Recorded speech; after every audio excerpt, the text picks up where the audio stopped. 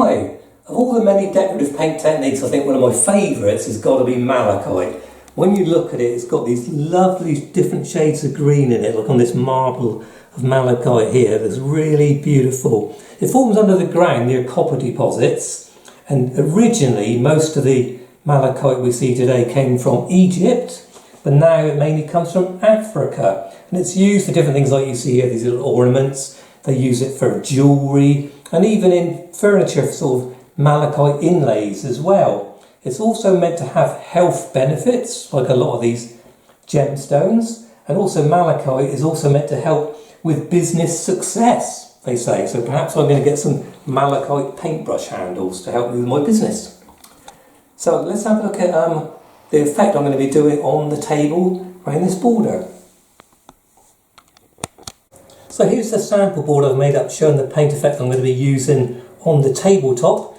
As you can see, with a larger piece of malachite you do end up with this lovely sort of shell effect in the background, little hints of blues and browns in there as well, which is really nice. So that's the effect I'm going to be hopefully doing on the tabletop. But first of all, let's have a quick look at the tools and equipment we're going to need to make the effect. Okay, so I've laid out the materials and tools and equipment we're going to need to do the old malachite effect. So if we start on the back row where we've got the materials we're going to use for this effect, we've got the emerald green oil-based eggshell, which I'll be using for the base coat, and I've got BS14E51, that's the colour I used. So your local paint shop should be able to mix that up for you. So you need the emerald green oil-based eggshell for your base. Then you need these three artist oil colours here. I've got phthalo green, raw umber and French ultramarine blue. So we need those three oil colours. And moving along, you'll need some of this oil-based scumble here. They also do smaller tins than this, so you wouldn't need to necessarily buy one as big as this. And then the last bit of material we need is the white spirit. This is a little bottle of white spirit. Now if we move along to the front, this is the tools we're going to be using. We've got these Fitch brushes here. There's a size 10, the larger one, and two smaller ones, which are size 8. So that's the sizes I tend to use. So 3 Fitch brushes. Then you're going to need a piece of clean rag, like a piece of an old t-shirt, or some of this mutton cloth, if you can get hold of some. But a bit of old t-shirt works quite well as well for that. Then you need one of these softening brushes. I really like these Badger softeners. They're probably the best you can get. But there are other sorts of softening brushes you can buy as well. But this is probably the best one to use if you can get hold of one. That's a Badger softener. The last of all, we just need some pieces of card cut into strips. And as you can see, I've just used some bits of an old cereal packet. So that's the tools and equipment we're going to need to do the malachite effect. Okay, the next thing to do is to mix up the colours. So I'm going to get cracking on that now. So start off with the green. I'm going to squirt quite a bit in there, in that tray. Same with the blue. In there like that. Last all the brown. Like that. Then I'm going to put a little bit of white spirit in the remaining tray here. I find these TV dinner trays are brilliant for this sort of job, mixing paints up and things. That's the white spirit in there. Now, I'm going to introduce some of the scumble into each of these 3 trays. There's 3 brushfuls there, 2 in there, and 2 in there. What this scumble does is when you've formed the little shapes of the malachite, it helps it to stay in shape. So that's why we use the scumble. Now I'm going to put some of the white spirit, a couple of brushfuls of the white spirit in with the paint. That helps it to spread out easier when you're applying it onto the surface. Right, I'm just going to mix them up now. So mix up the paint with the scumble and the white spirit. Like this. So that's that one done. Now the blue.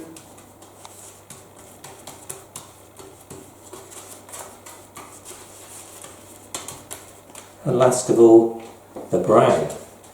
So mix them in like that.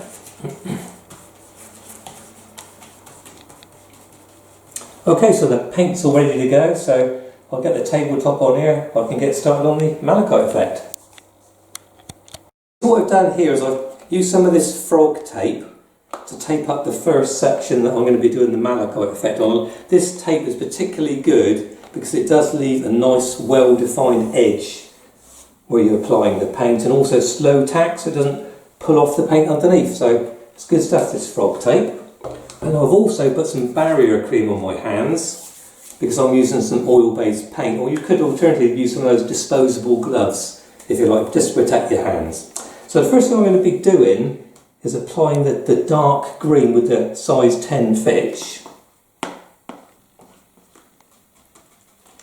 And I do it in a sort of a ziggy motion, like this. If you watch, it's not a normal brush applying technique.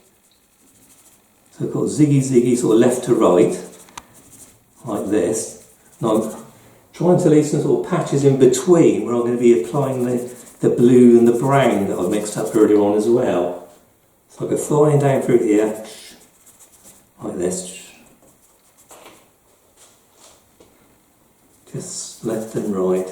Try not to get too much of a build up in places as well, so try and spread it out quite evenly as you come down through, like this. This is quite easy to do, as you can see. Not too much skill involved with this, just trying to get the paint on even as you can when you're doing this.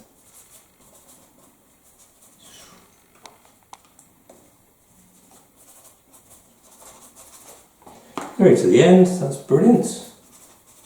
Like this. There we go. Split it around a bit. Okay, so that's the darker green put on. Now I'm going to introduce some of the blue in a similar sort of fashion. I'll just sort of put some blobs of this in the spaces which I've left earlier. It all looks a bit weird at the moment, I agree, but once we mix all the colours together and do the effect, you'll be able to see the colours and why they're there, hopefully.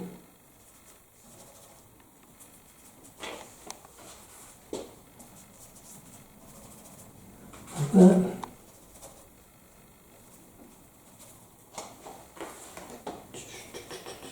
Good stuff. I quite enjoy doing this because it's not too much skill, and you can just get a bit artistic with the sway of the brush. It's quite good. That's the blue. And last of all, change the trays over. Just add a bit of the brown now just to finish off.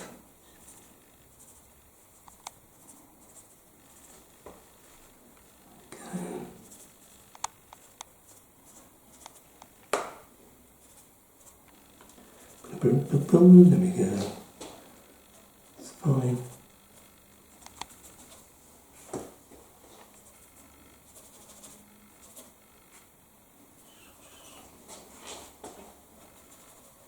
So at the moment it's like a jumbled collection of different colours at this stage.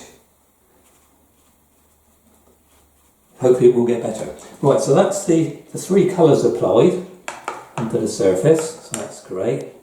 Now we need to use a piece of mutton cloth or old t-shirt to blend the colours together. So I'm going to sort of fold it to sort of a pad shape.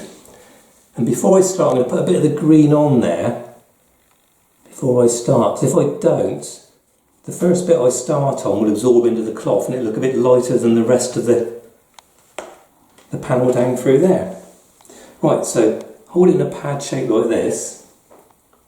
And then just dab over the surface just to blend the colours in a bit, like this.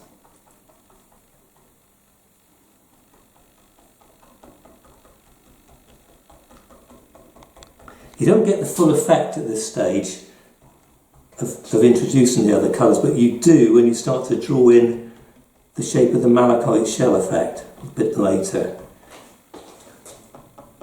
So this is blending the colours and also taking away the paint which you don't need. You don't want big build-ups of paint on the surface when you're doing this, which the ridges do show up.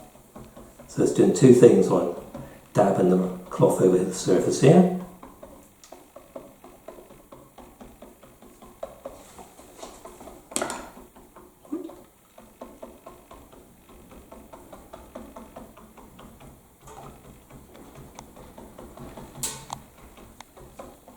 I think that's it. There. Just make sure it's right up against the edges. If I missed anything. Okay, so that's it all mutton cloth off. The next thing to do, this is when the old badger softener is used. So we're going to use the softener now just to soften off the top layer of paint here. So what I'm going to do is hold it so about that far down on the handle and move your arm and not your wrist, just to soften it off. Go one way and back the other, just to soften it off like that.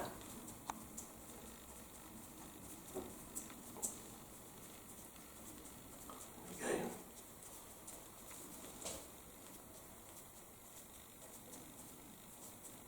Gives it a nice glossy sheen when you put the softener over it, it's very nice.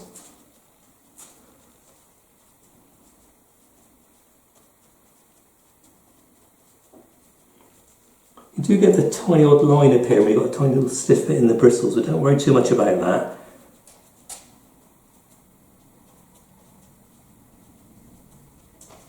Yeah, that's looking good. I like the sheen it's getting on there now.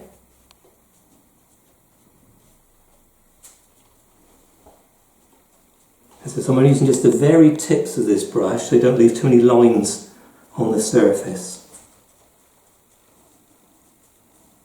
Oops.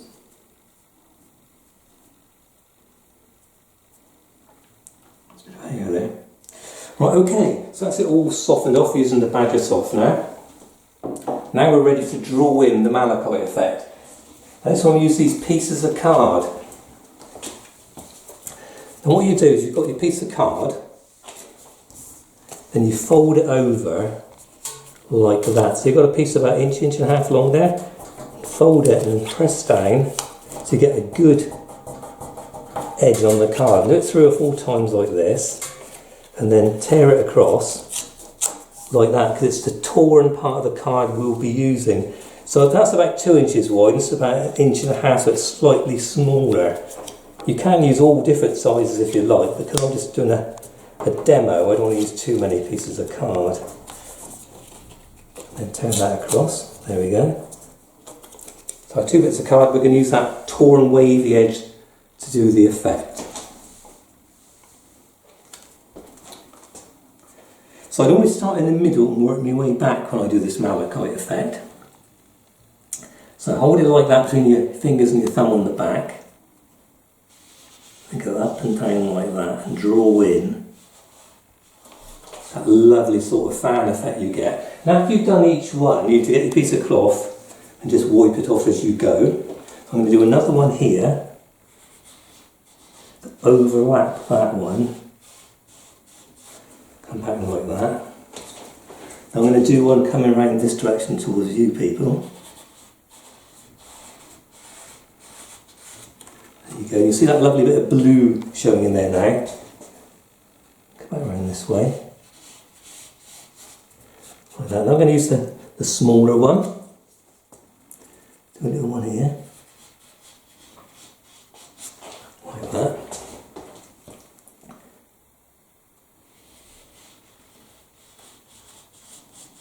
You don't want too many sort of dark patches left when you've done this. They all sort of overlap each other, these little shell effects.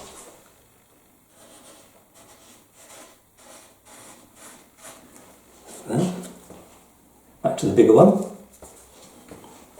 Start here this time, I think.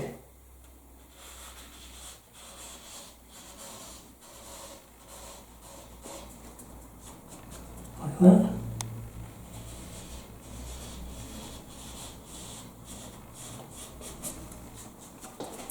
Back to the smaller one again.